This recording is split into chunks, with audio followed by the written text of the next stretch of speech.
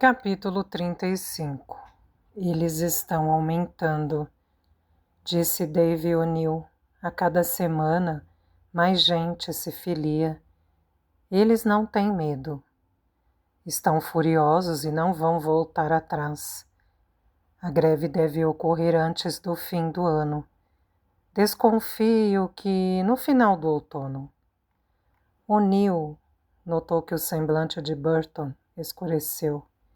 Ele viu quando Burton escorregou a mão para dentro do bolso e segurou alguma coisa. Muito cuidado agora, chefe. Se cortar a outra, teremos que encontrar uma outra pessoa para fazer o seu trabalho de escuta, disse Bowler Sheehan, contendo o riso. Dave não recuou, permaneceu imóvel. Era melhor assim. Burton evocava para ele um animal selvagem, um lobo ou um chacal. Aquele tipo de animal que observa a espreita e só ataca quando a presa corre. Burton já o tinha cortado uma vez, lá mesmo, no armazém do Oliver, e ele não queria sentir aquela faca outra vez. Embora a dor física não tivesse durado muito, por pior que tenha sido, era uma dor de outra espécie, aquela que vem de dentro, de um lugar ferido, onde sua alma costumava ficar, deixando-o enlouquecido. Uma dor que o fazia querer cortar a sua própria garganta, toda vez que ele se sentava nas reuniões do sindicato, memorizando nomes, datas e planos. Ou quando ouvia um dos companheiros se perguntando em voz alta como é que os patrões e os capatazes sempre sabiam de antemão os próximos passos do sindicato, antes mesmo que eles. Se não fosse pela mulher e os filhos, ele já teria se suicidado. Mas sem ele, a família ficaria na miséria. O dinheiro do Burton lhes deu uma segurança que até então não conheciam. Ele já podia pagar uma médica para Lizzie e comprar a medicação certa. Ver o rostinho dela tomando cor de novo e o corpo engordando eram as únicas coisas que lhe davam alegria. Sarah, sua esposa, nunca questionou a história que ele contou sobre a orelha e a súbita mudança nas finanças.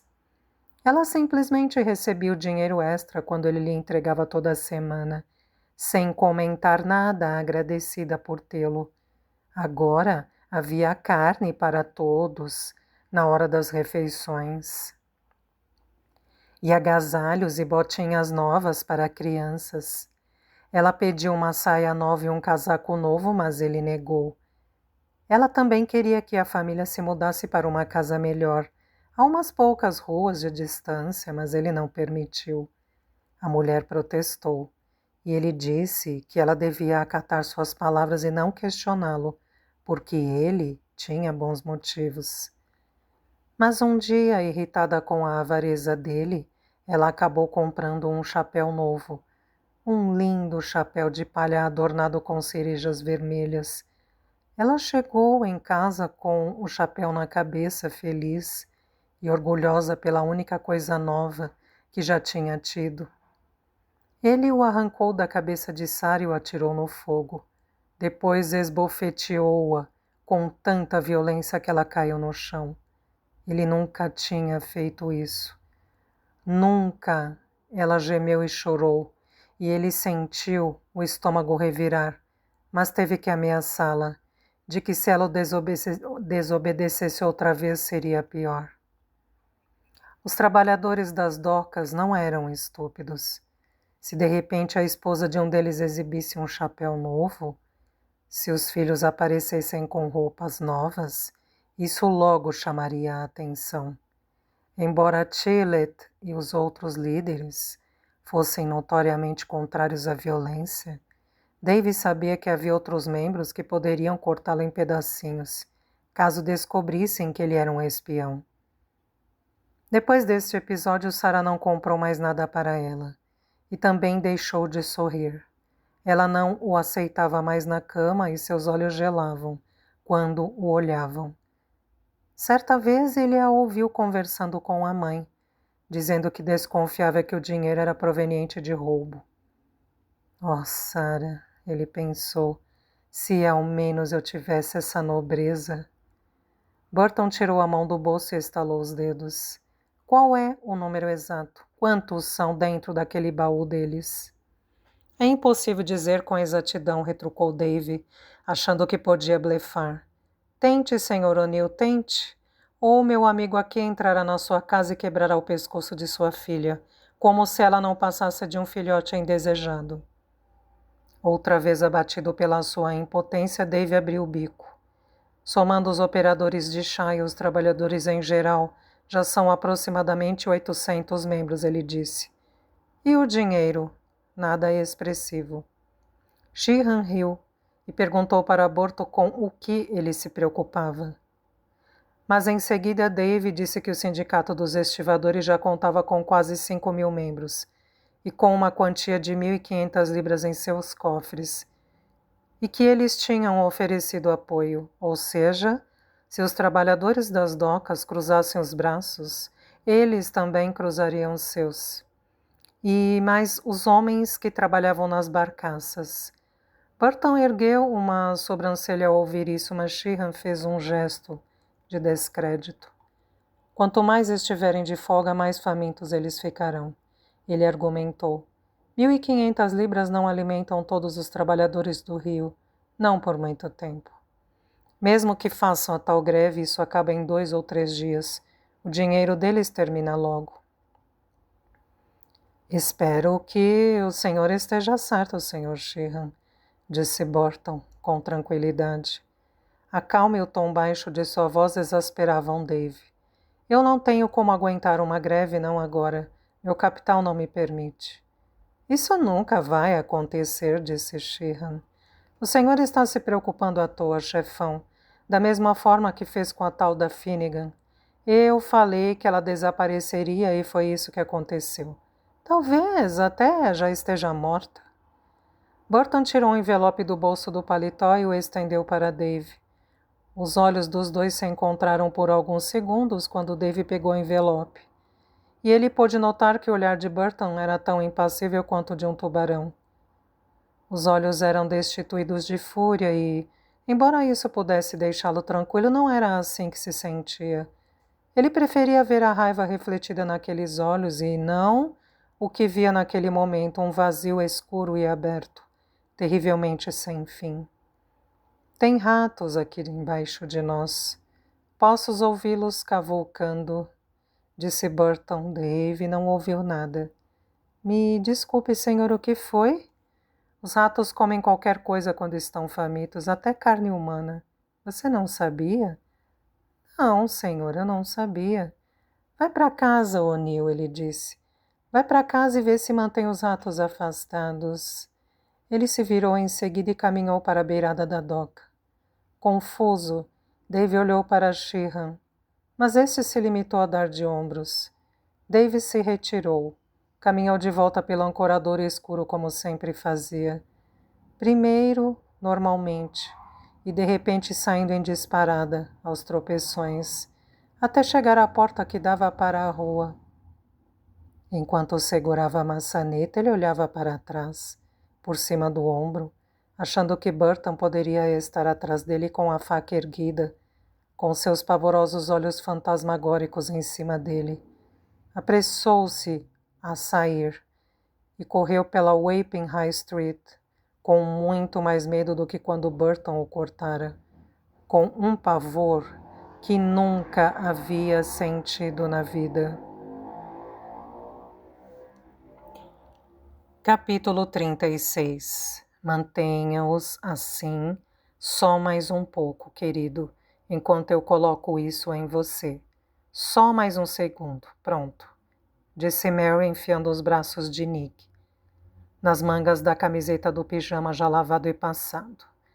Passou-a pela cabeça dele, abotoou-a no pescoço e depois o recostou nos travesseiros.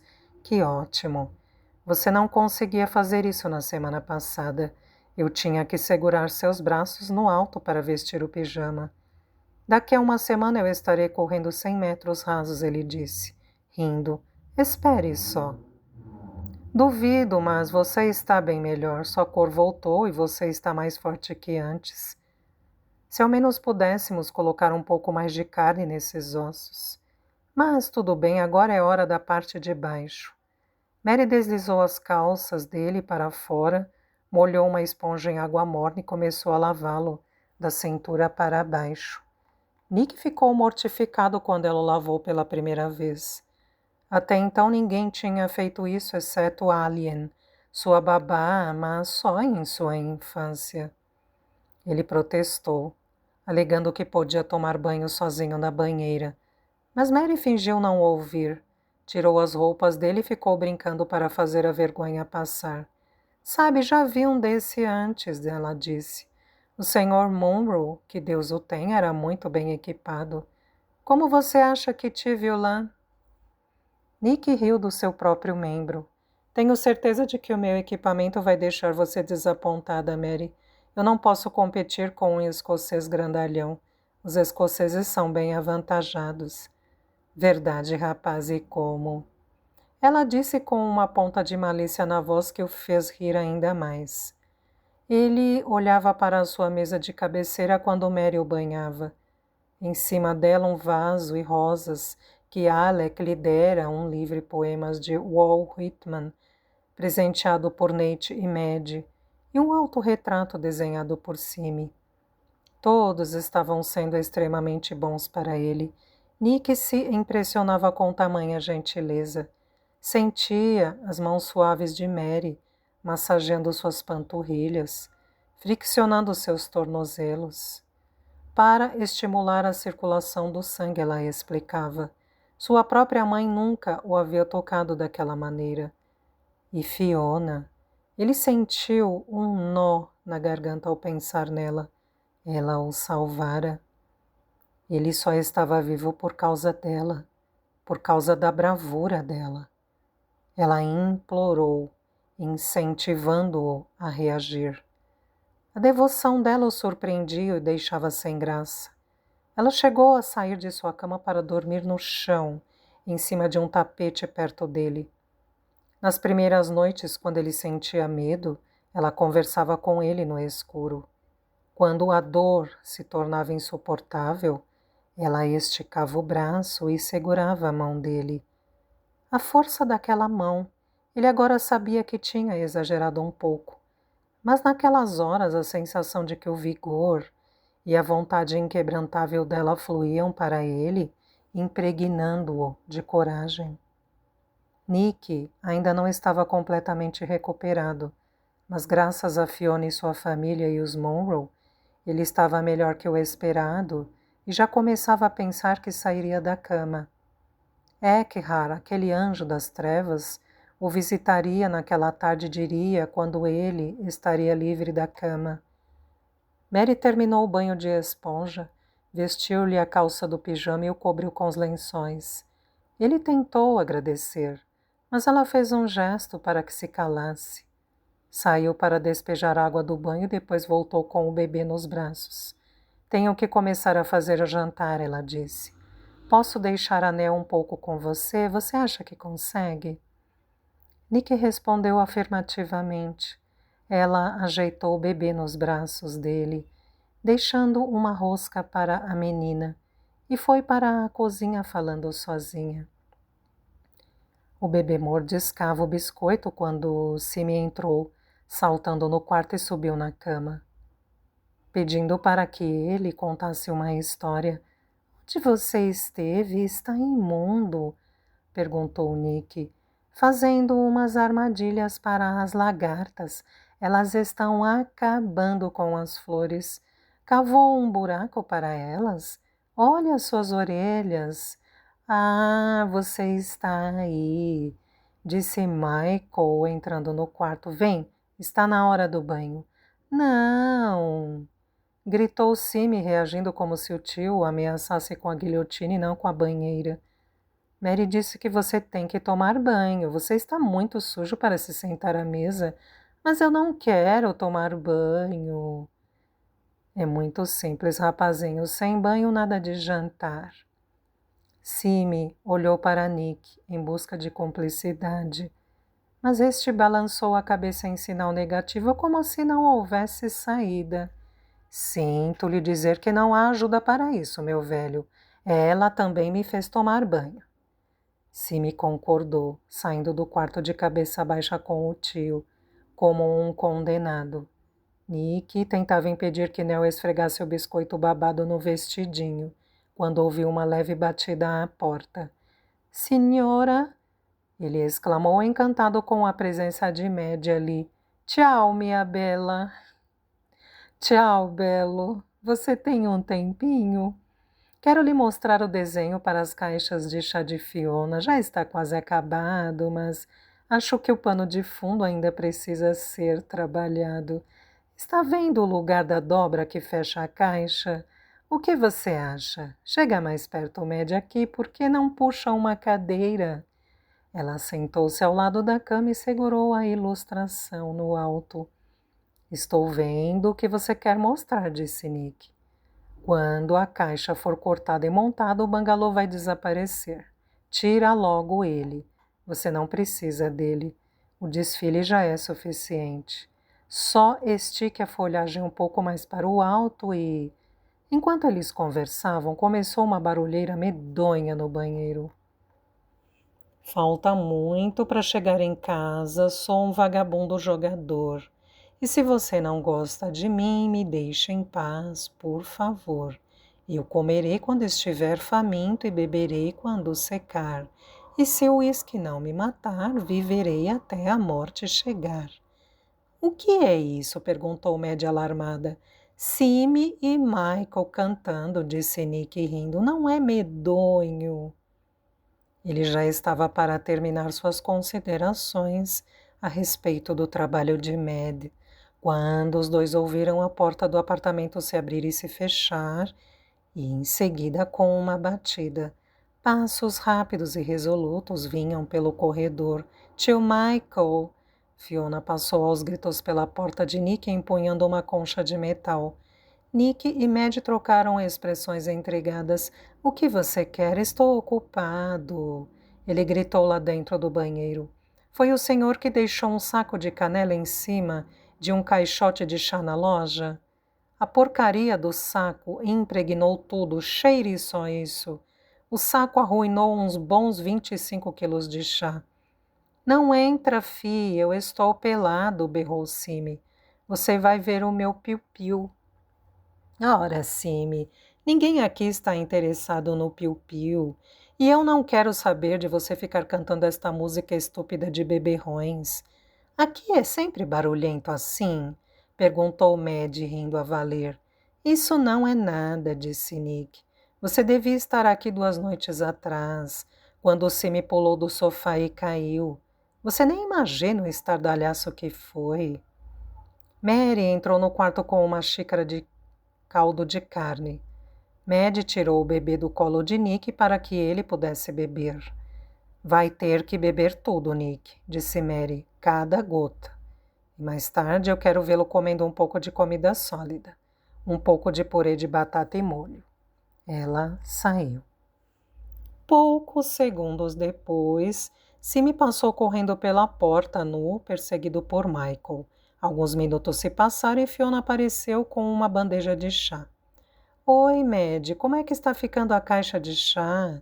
Oi, Nick, como está se sentindo? Ela perguntou aos dois. Antes que pudessem responder, acrescentou. Podem provar isso para mim? E depois me digam se gostaram. O tio Michael deixou um saco enorme de pau de canela em cima do chá. Eu pensei que tinha estragado o chá, mas já estou achando que ele pode ter inventado um novo produto, chás aromatizados. E imaginem, podemos fazer o mesmo com favas de baunilha e cravos da Índia. E talvez com cascas de laranja desidratadas. Está impressionantemente bom, disse Nick. Uma delícia. Exclamou Mad tomando mais um pouco. A sineta da porta tocou. Já vai. Eles ouviram Mary gritar. Fiona sentou-se ao pé da cama de Nick. Descalçou as botas e descansou os pés sobre elas.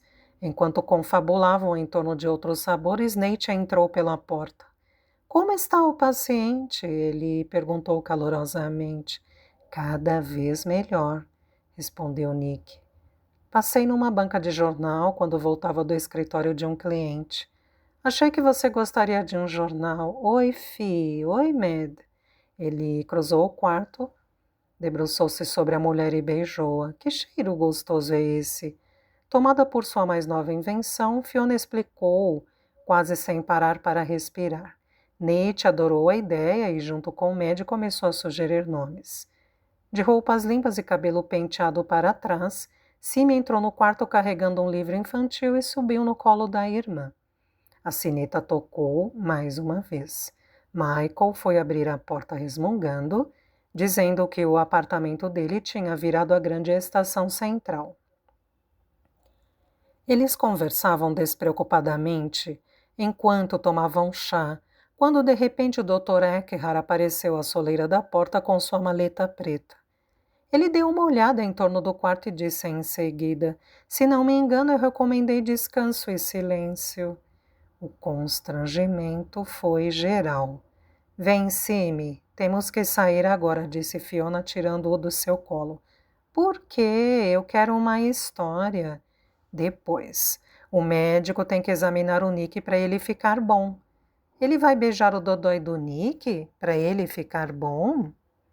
Fiona soltou uma gargalhada seguida por Nate, Mad e Nick, e saíram às pressas com o olhar intimidador que Eckhart lançou para eles. O médico fechou a porta e começou a examinar seu paciente. Passou um longo tempo auscultando o coração, sentindo o abdômen, inspecionando os dedos dos pés e das mãos. Quando terminou, ele declarou que Nick estava bem melhor do que o esperado. "Isso é uma boa notícia." Nick alegrou-se. "O que está causando esta melhora? O remédio?" Eckhart deu de ombros. "Tenho cá minhas dúvidas. Riso, conforto, carinho. Tudo isso é um remédio muito mais potente do que posso oferecer. Mas você deve continuar descansando na cama. Pode andar pelo apartamento algumas vezes por dia, na verdade. Eu até aconselho isso, mas não exagere. Se sentir vontade de comer comida normal, pode comer." Quanto ao resto, ele inclinou a cabeça em direção à porta. "Os especialistas ali do lado parecem ter de sobra. Presumo que seja sua família, não é?" "Não, eles são..." Nick deu uma pausa. Pensou no pai, que o atirara contra a parede. Pensou na mãe e nas irmãs, que não tinham escrito uma só linha nas semanas em que ele estava ali. Pensou em Mary, em seus toques gentis. Pensou em Michael, em Simi, Ilan e Alec. E pensou em Fiona, a pessoa que ele mais amava na vida.